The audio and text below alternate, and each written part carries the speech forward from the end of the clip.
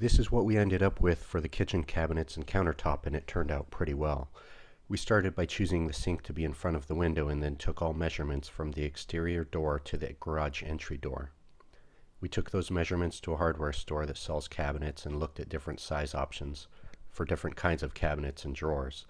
They provided sketches and the costs of each piece. We had them delivered and found the floor was level enough we did not have to put shims under any bases. We simply had to set them side by side and screw them into the backing we had installed during framing. For the cabinets, at first we were thinking we should get all the base ones that sit on the floor to save money, but realized sometimes cabinet models change and we didn't want mismatched ones when we went to get ones for the wall in the future. So this corner cabinet isn't built all the way to the back corner. So you need something to support this countertop. So before you put it in, go ahead and put some 1x4s or 2x4s under where it will rest on, secured to these studs. We went with the cheaper Formica top. The L is made by two pieces at a 45-degree angle.